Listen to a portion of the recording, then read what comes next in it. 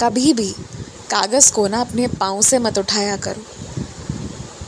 देखो, वो एक कागज़ का टुकड़ा, चाहे वो कोई अखबार हो या कुछ भी रोटी मोड़ी हुई कोई कागज़ हो या कुछ लिखा हुआ हो या खाली हो या जो भी हो, आलस में आकर चाहे उसे बुरी स्थिति में देखकर पाँव मत लगाओ।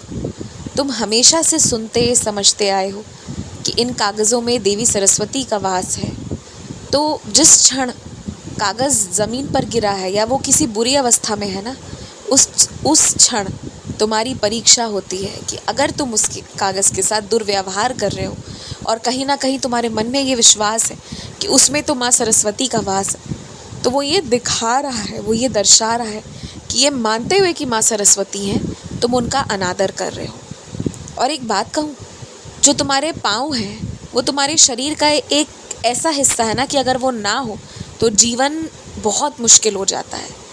तो पाँव से स्पर्श कर देना या पाँव से कोई चीज़ स्पर्श हो गई या पाँव का मौजूद होना गलत नहीं है, बुरा नहीं है, लेकिन ये भावना मन में, ये विश्वास मन में बंधी हुई है कि जब हम किसी का सम्मान देते हैं तो हम उसे किसी चीज़ को बहुत सम्मान कर रहे हैं, सम्मान दे रहे हैं, तो उसे पाँव से स्पर्श नहीं करते। और ये सारे विश्वास बने हुए हैं और इन्हीं विश्वासों पर फल मिलता है। इसलिए जो नियम, जो विश्वास माना है, जो मन में है, जो दिल में है, जो परंपरा चली आ रही है, तो फिर उसका उल्लंघन मत करो, क्योंकि जब जब कर रहे हो तब तब परीक्षा में विफल हो रहे हो, जो तुम्हें नहीं होना है। ऐसी छोटी छोटी चीज़ों का ना ध्यान रखो। कभी बर्तन फेंको मत, तरीके से, शांति से, स्थिर से, जहाँ रखना है वहाँ रखो। इसी तरीके से तुम्हारे पंखे की, बल्ब की, घंटी की स्विच होती है ना, उसे ज़ोर से, बेरहमी से, जैसे मर्ज़ी तुम उसे ऑन करो, ऑफ़ करो, ये सब भी मत करो। तरीके से, इज़्ज़त से, सम्मान से। और चाहते हो ना कि घर में लक्ष्मी बनी रहे, तो हर एक सामान को बहुत हिफाजत करके रखो। नए कपड़े खरीदे हैं ना, अगर अभी उसे नहीं पहनना है, उसे धो के अच्छे से उसकी इस्त्री करा के उसे अच्छे से रख दो, तभी वो कपड़े भी लंबे समय तक चलेंगे, उसकी रंग भी बरकरार रहेगी।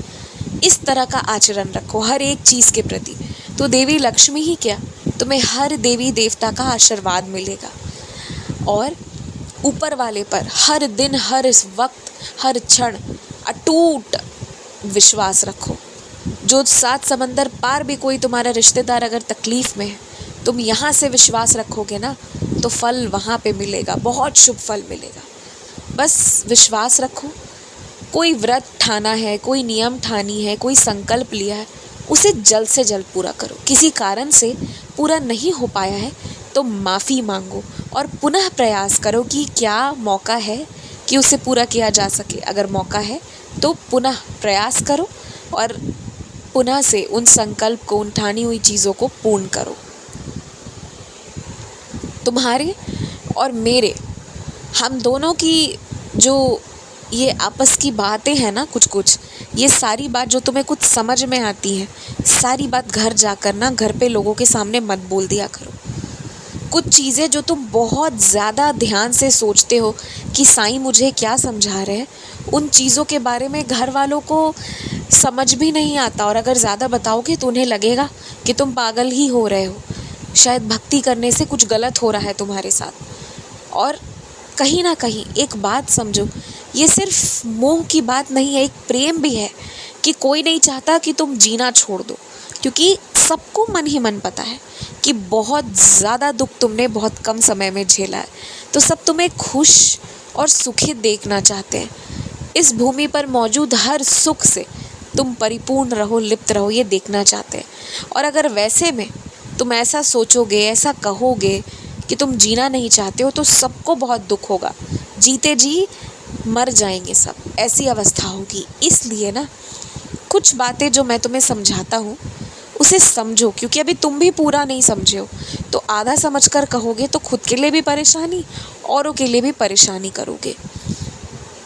और हर व्यक्ति को जितनी आयु मैंने लिखकर भेजी है वो तो पूर्ण करना ही है, कभी भी मृत्यु की कामना नहीं करनी चाहिए। ये बात तो तुम गांठ बांध कर याद कर लो, मृत्यु की कामना मत करो, मृत्यु के बारे में मुझे बोलने मत आओ। मांगना है हर बार खुशी मांगो, हर बार जीवन मांगो। अरे 4 बार नहीं सुन पाया तो क्या हुआ, तुम जिद कर लो ना। तुम्हें खिलौने चाहिए होते थे, कैसे जिद करते थे। कोई काम करानी होती थी, कैसे जिद करते थे, हाथ पाँव मारने लगते थे। तो आज इतना हक नहीं है क्या तुम्हारा कि तुम जिद कर लो मेरे से। और तुम कुछ कह दोगे, जिद कर ही लोगे, अड़ जाओगे तो क्या मैं नहीं दूंगा, दूंगा। बस यही बात है कि तुम छोड़ देते हो और तुरंत हार जाने को, मर जाने को तैयार हो जाते हो। और तब मुझे लगता है कि तुम्हारी भक्ति, तुम्हारा विश्वास कम है, इसलिए ऐसा है। अरे जो इतनी परिस्थिति, इतना दुख झेल लिया, इतनी चीज़ों से निकल गए, तो अब क्या मरने की बात। सिर्फ जीवन मांगो, सिर्फ आनंद मांगो, सिर्फ खुशी मांगो। एक शब्द, एक क्षण भी नकारात्मक अपने लिए प्रयोग मत करो। खूब खुश रहो।